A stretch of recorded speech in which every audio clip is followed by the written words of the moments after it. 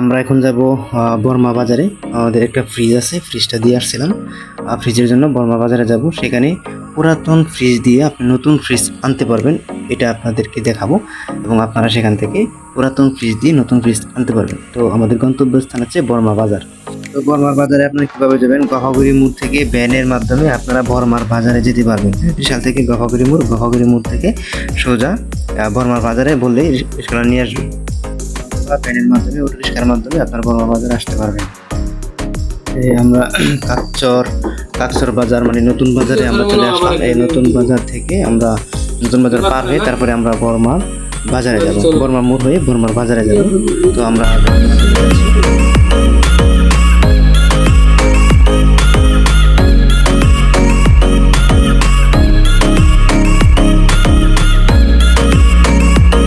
দুটা ভ্যান, সামনে বড় একটা গাড়িও আসতেছে।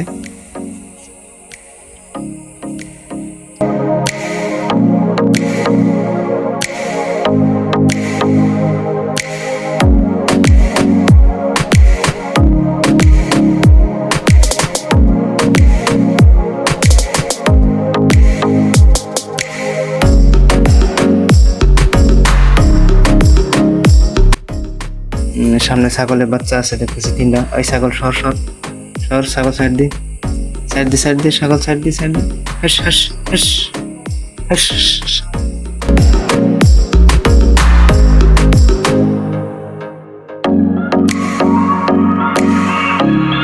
বর্মা মোড়ের কাছাকাছি চলে আসছি প্রায়, আর একটু সময় বাকি আছে।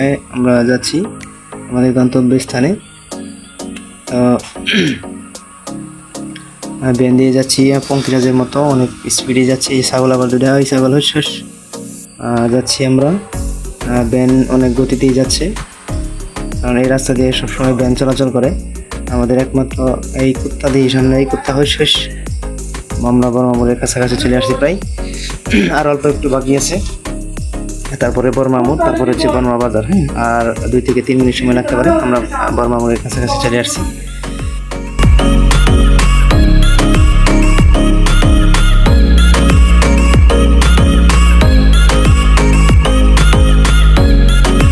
এই যে অবশেষে আমাদের বর্মা মোড়ে চলে আসছি। ডান দিকে রাস্তা হচ্ছে আমার নানির বাড়ির রাস্তা, কিন্তু এখন নানির বাড়িতে যাবো না, সামনে দেখাবো নানির বাড়ি। ক্যামেরাটা ধরবো নানির বাড়ির দিকে, কিন্তু এখন যাবো না ওইদিকে। তো আমরা বর্মা মোড় পার হয়ে গেছি।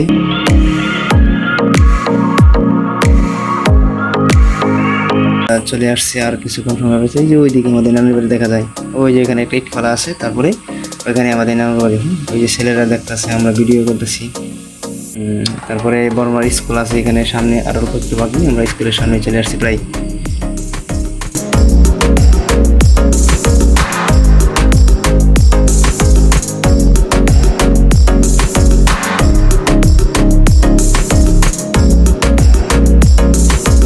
ওই যে বর্মা স্কুল, যে বাইতুন্নুর জামে মসজিদ, স্কুলের সামনেই একটা মসজিদ আছে, এটা হচ্ছে বর্মা হাই স্কুল।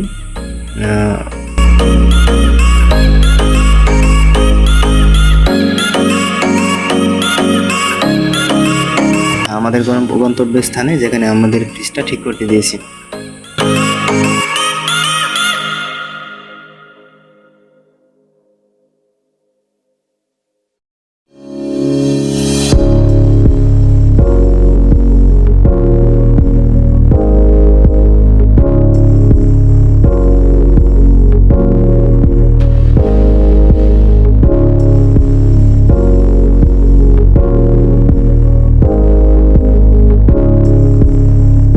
বর্মার বাজারে চলে আসছি, আর অল্প একটু বাকি আছে। এইতে আমাদের বর্মার বাজারে চলে আসলাম। এখানে আমাদের ফিশটা ঠিক করে দিয়েছি। এখনই আমরা অল্প কিছুক্ষণের মধ্যে দেখতে পারবো রতন স্টোর। যেটা চলে আসলাম রতন স্টোরে। ওই যে আমাদের রতন ভাই কাজ করতেছে ফ্রিজের, ওর এখানে অনেকগুলো ফ্রিজ আছে, ফ্রিজের কাজ করতেছে। চলে আসলাম, এটা হচ্ছে আমাদের লাল ফ্রিজ। এই লাল ফ্রিজটা হচ্ছে আমার। আমি একটু চেক করে দেখতেছি যে ফ্রিজের সমস্যাগুলো ঠিক হয়েছে কিনা। ফ্রিজের সমস্যা ছিল বরফ অতিরিক্ত জমতো, আর হচ্ছে ডালাটা, নিচের ডালা যে আছে এটা ভালো করে লাগতো না। তার জন্য ঠিক করতে এখানে দিয়েছিলাম। তো ভালো করে চেক করতেছি যে ঠিকঠাক আছে কিনা। আর একটা ওই যে ডয়ার, এই ডয়ারটা নাকি লাগানো যাবে না। তো চেষ্টা করলাম লাগানোর জন্য, উনি বলতেছে এই ডয়ারটা ঠিক হবে না, তাই তারপরে আমি একটু লাগানোর চেষ্টা করলাম যে দেখি লাগে কিনা। তারপরে একটু চেষ্টা করার পরে দেখলাম যে না লাগতেছে না। তারপরে উনি বললো যে এটা খুলে ফেলার জন্য। তারপরে আমি খুলে ফেললাম,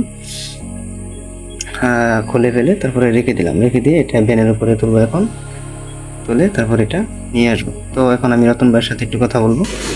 আসসালামু আলাইকুম রতন ভাই, ভালো আছেন? আলহামদুলিল্লাহ, কেমন আছেন? আলহামদুলিল্লাহ ভালো আছি ভাই। কাজের চাপ কি একটু বেশি নাকি? হ্যাঁ, ওখান তো কাজের চাপ বেশি। দেখা যাচ্ছে এখানে অনেকগুলো ফ্রিজ, এগুলা কি সব এগুলো সার্ভিসিং করা হয়। সার্ভিসিং করা হয়? এগুলো কি কাজ শেষ হয়ে গেছে? অলরেডি বেশি শেষ হয়ে গেছে। আচ্ছা, এখানে দেখতেছি যে ফ্যান, আপনি কি ফ্যানের কাজ করেন? হ্যাঁ, আমি ফ্যানের কাজ করি। এখানে ইলেকট্রিক যা আছে সম্পূর্ণ সবই। আবার হোম সার্ভিস দেই। Home service? হ্যাঁ, হোম সার্ভিস। আচ্ছা,